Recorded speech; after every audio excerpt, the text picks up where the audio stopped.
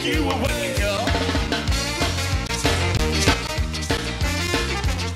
Cet épisode du plaisir de skier vous est gracieusement offert par le voyagiste Tour Altitude.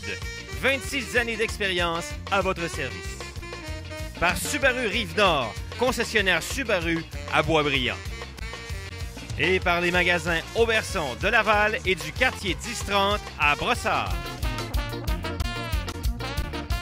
Bonjour tout le monde et bienvenue à notre fameux ski test du plaisir de skier. Cette semaine, on va vous présenter déjà la moitié des produits qu'on va retrouver en 2013 parce qu'on va tester 4 paires de skis et on va rencontrer aussi 4 représentants des manufacturiers qui vont venir nous livrer leurs secrets de leur matériel, ski, bottes, fixation en prévision de 2013.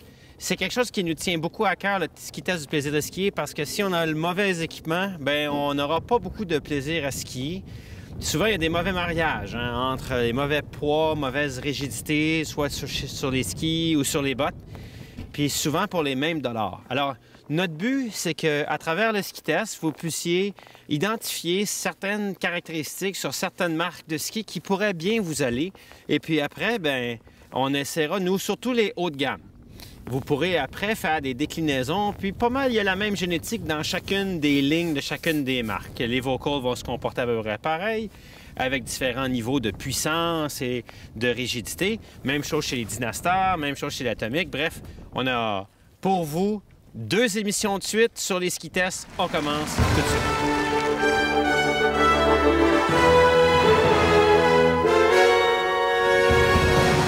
En vous présentant cette année pour 2013, chez Atomic, un vrai ski de piste. Le seul dans notre ski test cette année qui est un vrai ski de piste, le Redster SL en 165 cm. Un ski qui est un espèce de slalom qu'on appellerait dans le langage Daytona, un ski un peu plus docile qu'un vrai ski de Coupe du Monde. Et cette année, malgré le fait que ce soit un ski de slalom, on a inclus dans le ski de slalom un piste rocker, donc un léger rocker sous le ski pour le rendre plus facile de démarrer le virage.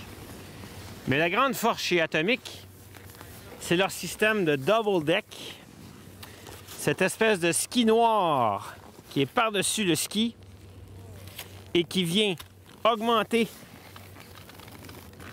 la rigidité du ski et sa torsion de façon proportionnelle et infinie, dit-on.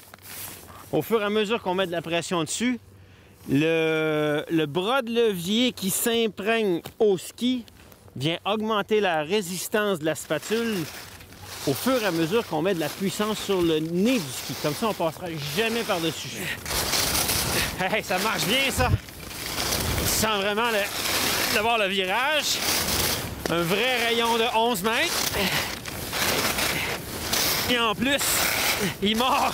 C'est impressionnant comment il tient. Si je le relâche, il va augmenter son rayon. Si je l'écrase, il va restreindre son rayon à perpétuité et à volonté. C'est vraiment... J'aimerais ça l'essayer dans un parcours de slalom parce que... Oh! Ça fait un ski quand même souple si on a besoin d'amorcer le virage facilement sur des neiges et des pentes plus faciles. Puis quand on arrive dans le pentu, bien, plus on y en donne, plus il devient rigide. Vraiment une très bonne technologie qui se retrouve également sur les skis de course en Coupe du Monde. Cette gamme Redster se décline aussi dans la version slalom géant parce que dans le slalom, on a un rayon qui est à 12 mètres, 11,5 mètres de rayon, ce qui est une petite bombe pour faire des petits virages, virages slalom des noirs et des croches. Et dans le virage géant où on a plus des rondes, et les blanches, donc 4 temps et 2 temps. Donc, si les gens aiment mieux faire des grands virages sur des hautes montagnes, bien, ils vont plus vers le GS. Et ceux qui aiment faire des petits virages sur des montagnes plus petites ou des petits virages sur les grandes montagnes, ils vont aller plus vers le slalom. Cette gamme aussi va se décliner en 2 autres modèles qui sont moins chers, avec un peu moins d'évolution technologique. À la différence du ski de l'année dernière, on aura plus d'élastomère sous la plaque pour absorber encore plus les vibrations. C'était peut-être un problème, moi je ne l'avais pas senti, mais pour les ingénieurs d'Atomic, c'était important encore de réduire plus les vibrations, donc le système a encore été amélioré. Il faut dire, c'est un automatisme. Les conditions de neige en Autriche, où on fabrique ces skis-là à la main, sont similaires pas mal à ce qu'on retrouve au Québec. Des grands écarts de température, ce qui fait que la neige va se transformer rapidement, puis comme on a au Québec, bien, il a fait chaud, puis le lendemain, il fait moins 10. On skie sur le dur. On a un peu ce phénomène-là en Autriche, donc les skis autrichiens vont souvent bien répondre à nos conditions au Québec sur le dur. Donc, dans notre mentalité, où on suggère à certaines personnes d'avoir 2 skis dans le sac, un ski pour faire de la piste, vraiment sans avoir nécessairement un ski de Coupe du Monde, bien, en se procurant un Redster et un ski plus large après pour les journées où il y a une neige molle et puis des neiges plus transformées. Un excellent choix dans la gamme Atomic Redster Slalom, piste rocker chez Atomic en 2013.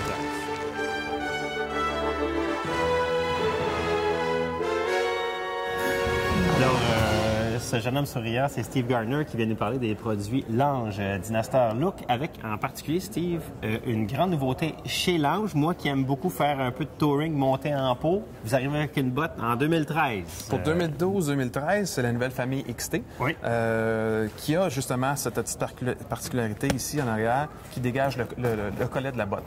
Va se relever pour les gens qui sont adeptes de freeride aventure. Oui. Donc, le skieur qui veut s'aventurer plus loin sur la montagne, marcher à peu près un 20-45 minutes, reclipper ça, rembarquer dans ses skis, peut avoir un système avec un talon libre, avec des pots, soit monter à pied. Il y a plusieurs applications. Et qui cherche la performance de sa botte de ski. Oui, parce que des fois, ces fameuses bottes de rando auront une très, très belle application en mode marche, mais quand on arrive en mode ski, les gens qui sont habitués de skier avec des bottes alpines et des skis alpins vont avoir l'impression d'avoir rien dans les pieds. Puis là, si le terrain est un peu difficile, on n'en a pas pour notre argent. Fait que des fois, moi, je monte avec mes vraies bottes de course. Des fois, je monte avec une botte de touring, dépendamment de la durée de ma montée. Exactement. Puis le but premier de cette botte-là, c'est pour les gens qui cherchent pas de compromis. Fait qu'on veut avoir la facilité, le col qui revient, mais surtout une performance en ski. En skiant dans toutes les différentes conditions de neige. Ce qui m'amène à te demander dans quel flex, une fois en mode barré, on aura cette botte-là. On sait que chez d'autres marques, il y a plusieurs flex disponibles. Là, on a quoi chez Lange? Chez Lange, pour hommes, on va avoir un flex de 100, un flex de 120 et un flex de 130. Ici, j'ai la 120 XT qui va être offerte dans un last de 100 mm. Oh oui! Dans la 100, va être offerte dans 2 lasts, 97 et 100. Et la 130 qui va être offerte en 2 lasts. Ça, c'est les largeurs de botte. Il faut dire qu'il y a une certaine époque, mon pied à moi ne rentrait pas dans une Lange. Et depuis qu'ils ont fait des moules un peu plus larges, mon pied rentre. Alléluia. Donc, dans la même rigidité de flex de botte, on peut avoir différentes largeurs. Différentes largeurs, exactement. Et on n'oublie pas aussi la gamme pour les dames. La dame aussi, on va avoir un flex de 90 avec un 100 mm de last et un flex de 100 avec un 97 mm de last. C'est quelque chose qui demande un effort constant, pas nécessairement trop en puissance, c'est plus de l'endurance.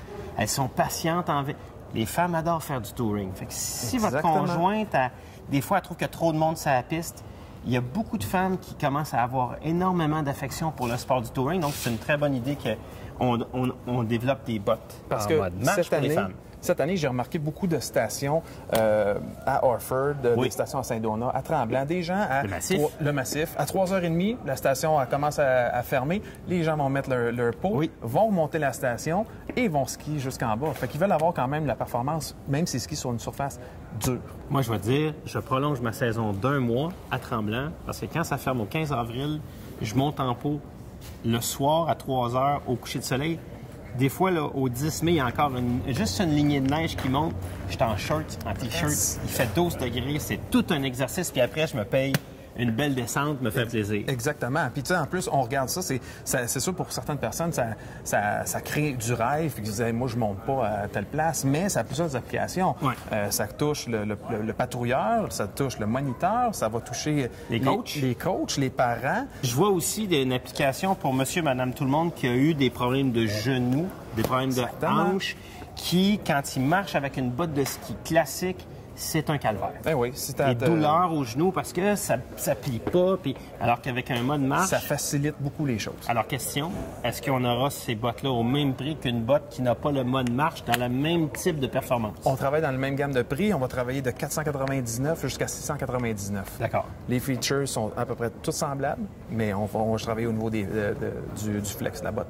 Alors, si on regarde juste un peu l'anatomie du système, pourquoi est-ce que ça fonctionne aussi bien? On n'a pas juste mis une clip en arrière qui libère. Non, qu'est-ce qu'on a fait? Justement, comme tu dis, on n'a pas juste mis la clip pour arriver à un débattement qui est quand même assez droite. Les compagnies sont obligées de couper la partie arrière de la botte. Parce que le moule ici, ça vient du moule de la ARS ou la RX. C'est un moule qui est déjà impliqué là. On voulait un moule très proche du pied. Donc, pour arriver à avoir toute la motricité qu'on veut, en coupant cette partie-là, veut pas, là, on se trouve à avoir un vide. Ce qu'on a, nous, avec l'Ange, ce qu'on a rajouté, c'est le petit Power V-Lock qui est ici. Une fois que le système est engagé pour aller skier, on se retrouve avec une botte qui est très, très, très rigide au niveau du ski. On se retrouve pas avec un espace vide comparé avec certains autres produits qui peuvent se vendre sur le marché. D'accord. Fait que ça augmente ta skiabilité sur tes surfaces dures, tout dépendant des conditions que tu vas rencontrer. On voit que les compagnies s'adaptent aux évolutions du marché. Exactement. De plus en plus populaire, le touring en Amérique du Nord, puis aussi le touring dans l'est de l'Amérique du Nord. Donc, un produit intéressant et à considérer pour 2013. Merci, Philippe. Merci. Dans la grande ville, je peux comprendre l'être humain de détester l'hiver. Mais il y a un autre endroit sur la planète où c'est différent.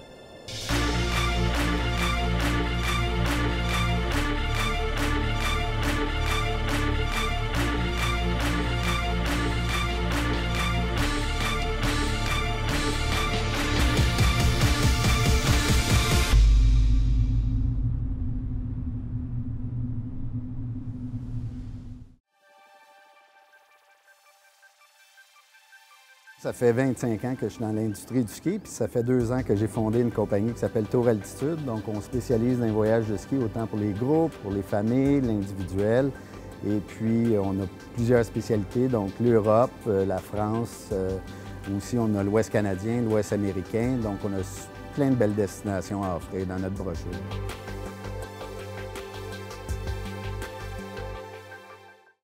Le Ski Test 2013 du plaisir de skier vous est présenté par Subaru Rive-Nord et par les magasins Auberson de Laval et de Brossard.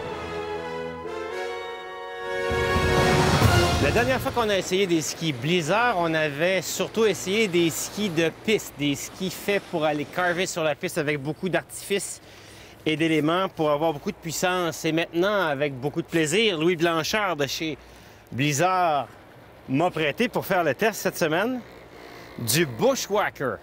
Bushwhacker, au nom d'un taureau célèbre et dans toute la gamme de Free Mountain chez Blizzard, qu'on parle de 88 mm au patin jusqu'à plus large, on aura des noms de taureaux célèbres qu'on retrouve dans l'association de Professional Bull Rider et les professionnels du rodéo. Donc, on essaie de donner un look très agressif et une mentalité que quand on monte sur un blizzard, eh bien, on a un taureau à maîtriser. Ce qui est, je vous le dirais, dans le cas du Bushwhacker, pas vraiment le cas et ça sera votre avantage. Pourquoi? Parce que le Bushwhacker est un ski qui est à 180 cm de longueur, seulement 88 de largeur au patin. Et dans sa construction, on aura un ski donc pour intermédiaire avancé.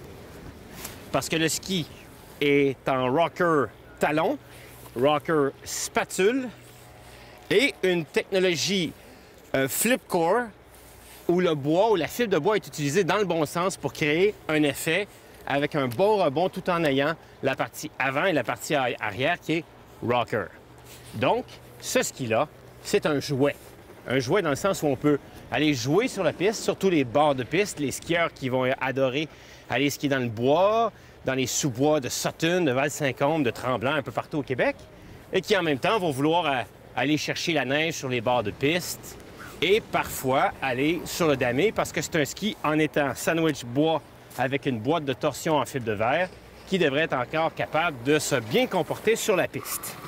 Alors, et heureusement, 88 mm de patin, c'est vraiment très logique d'avoir un ski de cette largeur-là si on veut un ski pour tout faire au Québec. Dans ce cas-ci, notamment en taille de 180 cm, on aura un rayon sur la piste de 19 mètres.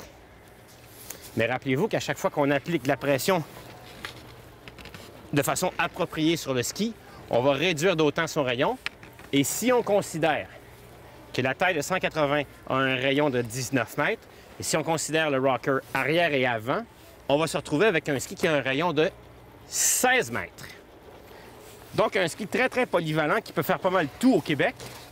Puis je dirais que dans la gamme Blizzard, ça sera leur grande force. C'est d'avoir des produits qui s'adressent beaucoup aux conditions de neige du Québec. C'est sûr que nous, on prêche de plus en plus que les gens aient deux skis.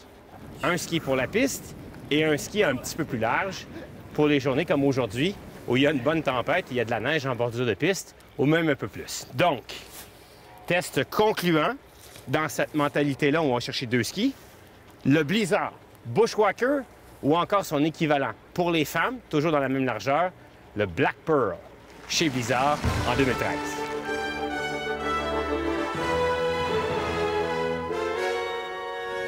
Avec beaucoup de plaisir, on reçoit Nick Bérubé de chez Nordica. Salut Nick. Salut, comment ça va Philippe? Bien, merci, parce que je suis content de voir dans mes mains une recette, un secret chez Nordica qui vient prouver l'évolution des bottes de ski. On sait que les paraboliques, les skis ont beaucoup évolué depuis 10 ans. Et là, on voit que les bottes chez Nordica sont construites différemment des autres marques. Effectivement, si on regarde une bottine de ski de début des années 90 à une bottine de ski de 2010, pendant 20 ans, les bottines, essentiellement un catbook traditionnel, n'a pas évolué. Okay. Le ski a beaucoup changé. On n'a plus la même position sur nos skis maintenant quand on est en virage, quand on fait de la bosse, quand on est en sous-bois. Donc, ça nous prenait une botte qui allait suivre cette évolution-là. OK, mais les gens qui n'ont jamais vu ça, une botte coupée comme ça, qu'est-ce qu'elle a de différent des anciennes bottes qu'on avait avant? Bien, en premier, on va regarder au niveau de la coquille. La coquille monte beaucoup plus haute sur les côtés par rapport à une botte traditionnelle. Normalement, une botte traditionnelle, le coffre va monter, la coquille va monter à peu près à cette hauteur-ci. Donc, après le col dans lequel qui vient attacher le tibia, c'est une autre pièce. C'est une autre pièce qui est fixée normalement en bas ici. Donc, ce qu'on a fait avec cette coquille-là, c'est qu'on l'a montée très, très haut. On a une coupe en V ici à l'arrière qui permet à la coquille de plier, de fléchir de manière adaptée pour le skieur. On a sur certains modèles un ajustement de flex. Donc, on voit, c'est un petit bloc ici en arrière où est-ce qu'on barre le V à l'arrière. Donc, on le barre ou on le débarre pour la rendre plus rigide, la rendre un petit peu moins rigide. L'ouverture très large en avant, OK? Ça nous permet d'enfiler la bottine et de l'enlever très, très, très facilement. C'est une langue pleine qui est à l'avant. Donc, la langue pleine va empêcher toute introduction. Le modèle moderne de 2013, c'est le devant ici comme ça, où là, on n'a pas de neige qui rentre dans la botte. Effectivement. En même temps, rattaché à toute cette évolution technologique-là, on a une boucle, la fameuse boucle qui est en 45 degrés. Qui est une boucle en 45 degrés. La boucle en 45, le gros avantage, c'est qu'elle va nous permettre de vraiment tirer le talon et de garder le talon en place. Donc, souvent, les gens qui essaient des bottes vont avoir comme feeling que leur talon va bouger un peu, que leur pied n'est pas sécurisé dans la bottine. Avec la boucle en 45, on s'assure de tirer le pied à l'arrière. Donc, on voulait s'assurer en même temps aussi que la boucle en 45 n'était pas fixée après le coffre de la bottine. On voulait la fixer après la coquille pour s'assurer que la boucle, elle, ne puisse pas bouger. On garde le pied en position. C'est dans ça que le pied est tenu et non pas dans le... Exactement. C'est pas dans le coffre, c'est dans la coquille. Donc ici, on a une Fire Arrow. On arrive l'année prochaine en plus. Fire Arrow, il faut comprendre, c'est une catégorie de bottes qui est très, très, très performante. Ouais. C'est très, très proche d'une bottine de course avec un confort pour monsieur et madame tout le monde. Donc un skieur qui va skier toutes les fins de semaine.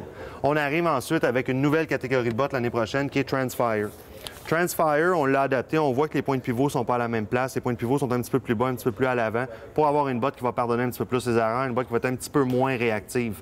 Ce qu'un skieur intermédiaire ou un intermédiaire avancé va avoir de besoin. Mais avec le même fit. Mais avec le même fit. Une coquille un petit peu plus large, par contre. Donc, on donne un petit peu plus de volume pour avoir un petit peu plus de confort.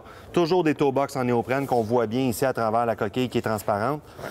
Toujours le même concept avec la langue pleine à l'avant qui empêche toute l'entrée de neige possible. Une nouveauté, par contre, sur cette catégorie-là, c'est la technologie qu'on appelle ACP, Adjustable Cuff Profile. L'Adjustable Cuff Profile a deux fonctions.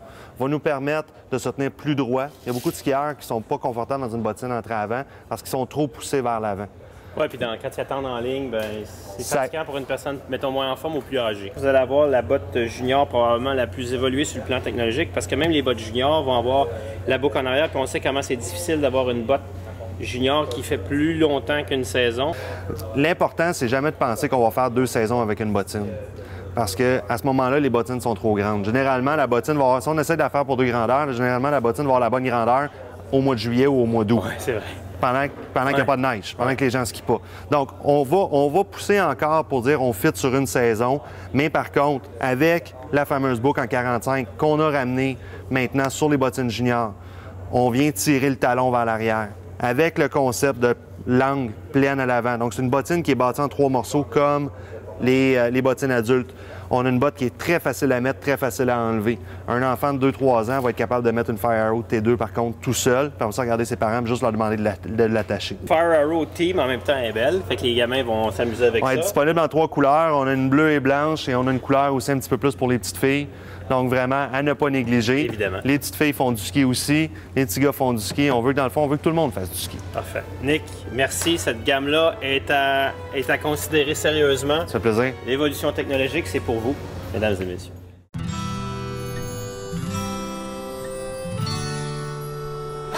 Ma journée d'hiver parfaite. Juste moi. Mon sentiment de jeunesse. Mes amis. Et ma famille. L'hiver vous attend. Mais en profitez pleinement en suivant les 3 étapes faciles sur monski.ca. On va maintenant vous parler de la gamme 2013 chez Elan avec Daniel Bray parce que, Daniel, il faut que je te le dise, quand j'ai essayé Merci de l'invitation. 88 XTI, j'ai vraiment apprécié. Pour moi, c'est un retour en enfance parce que j'avais skié plus jeune sur des RC05 Junior. Oh là! OK. Jadis. Jadis. Et là, Elan a peut-être été un petit peu à l'écart des mainstream, les marchés grand public, mais ils ont un ski en 2012-2013 que le public a intérêt à connaître parce que la technologie est rendue un plan au-dessus des autres compagnies en termes de recherche et développement. Oui. Elan a toujours été très innovatrice en tant qu'entreprise. Ouais. Et dans les dernières années, ça a commencé avec les SCX dans le temps, vraiment la coupe parabolique, qui est devenue un nom générique. Ouais. Maintenant, ce qu'on continue à faire, c'est qu'ils ont commencé avec l'intégration des fixations dans les skis. Ils sont passés ensuite avec le système WaveFlex, qui est une façon de construire. Bien, prends-en un ski, puis amène-les aux gens, parce que c'est vraiment intéressant d'expliquer aux gens le processus qui est derrière le WaveFlex. Oui. C'est que, au niveau de la construction, c'est que si tu prends un matériel quelconque, une épaisseur quelconque, qui est plat, il va fléchir, mais il va aussi tordre. Oui. Et si tu lui ajoutes une courbe, il résiste à la torsion. Ouais. Donc, ça te donne le meilleur des deux mondes, à savoir la flexibilité sur la longueur, ce que tu as probablement senti dans ton 88, et la rigidité en torsion pour un ski si large. Et ça se retrouve maintenant dans la gamme, dans plusieurs modèles. Il y a maintenant 7 modèles qui sont amphibio et avec la structure WaveFlex. Mais vous l'avez aussi chez les femmes. Et puis ce que je suis en train de regarder, c'est que le design du WaveFlex va varier. Ces espèces de vagues où on a plié le matériel pour le rendre plus rigide en torsion et pas le même type de pliage sur d'un ski à l'autre. C'est ça, exactement. Tu veux que ton ski ait une personnalité propre à lui. Et en jouant, les ingénieurs, en jouant avec la forme du matériel, l'amplitude, la courbe ou les angles, ils arrivent à faire de la personnalité, tout en gardant un ski qui est léger, flexible et rigide en torsion. En même temps, il faut expliquer aux gens le système amphibio où on a, même si les skis sont symétriques, un gauche, un droit, pareil. Oui, la forme est symétrique. Ils sont différents. La taille est symétrique, mais ils sont différents dans leur construction. Le camber, c'est la cambrure du ski. Un ski qui a une cambrure. Donc, la cambrure va se retrouver à l'intérieur. Parce que l'intérieur, c'est notre appui. Sur donc, la sur neige. le pied droit, donc l'intérieur du ski, ici... est en cambrure. On a une cambrure comme ça pour générer du rebond, de l'énergie dans le ski. Et de la stabilité. OK. Sur l'autre côté, on a un léger, à l'avant et à l'arrière, une légère courbure, ce qui est le rocker. Le rocker, donc. Donc, le point de contact est légèrement reculé, comparativement à l'autre côté. Fait que le côté, sur mon ski droit, le côté droit et le côté gauche, en dessous, le design est différent. Sur le côté extérieur, j'ai comme un rocker. J'imagine que c'est avec la nouvelle façon de skier, avec les pieds larges, où même le pied intérieur s'engage dans le virage, on est un peu sur l'intérieur de la cheville. C'est exactement ça. Pour faciliter ce geste-là. C'est exactement ça. Et la cambrure, les skis qui sont cambrures sur les deux côtés ont tendance à résister à ce mouvement-là. En même temps, une autre innovation technologique dans les fixations élan. Oui. C'est l'intégration de la plaque à même le ski. Oui, en fait, ici, on voit la deuxième génération de la fixe fusion. Fusion parce que c'est une fusion entre la fixation et le ski. OK. Dans la deuxième génération, on a des butées qui sont beaucoup plus rigides, même s'ils ont encore la possibilité de bouger, et l'utilisation de matériaux plus avancés qui permettent une économie de poids de 330 grammes par ski, ce qui n'est pas négligeable. Ah oui, quand même. Pour la vivacité du ski, la sensation sous le pied, le ski va être beaucoup plus vivant et aussi... Il va mieux travailler. Oui, il va être plus facile à transporter aussi. Ah oui, ça c'est bon, OK, d'accord. Mais si on le plie, oui. les gens ont souvent pas compris qu'en le pliant, bien, la botte, elle ne plie pas. Donc, il faut que la fixation soit libre de bouger pour permettre une courbe parfaite sous le ski. Exactement. Comme quand tu le flexes, là, comme on voit, imaginez-vous que vous avez une botte rigide, mais le ski va rester rond ici. Vous voyez la partie ici?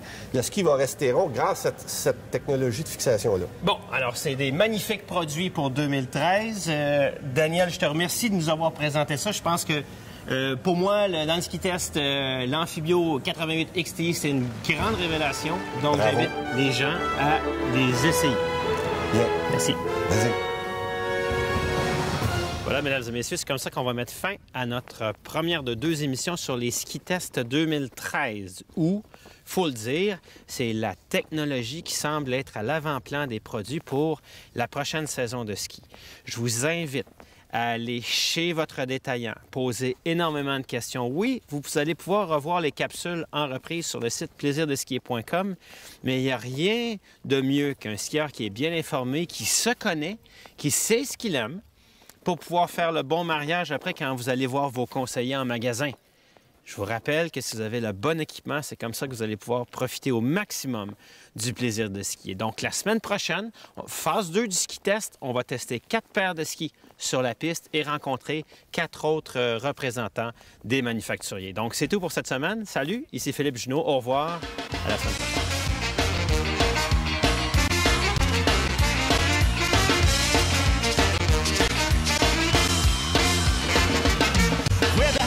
Long time ago, when the pace of life was a little more slow, we did what's right and what we could, and people would be pretty good. Le plaisir de skier vous a été gracieusement offert par le voyagiste Tour Altitude. 26 années d'expérience à votre service. Par Subaru Rive-Nord, concessionnaire Subaru à Boisbriand. Et par les magasins Auberson, de Laval et du quartier 1030 à Brossard. Someday you might realize when you work so hard until the day you die, you think you have it all, but when it's all for nine, you never really have.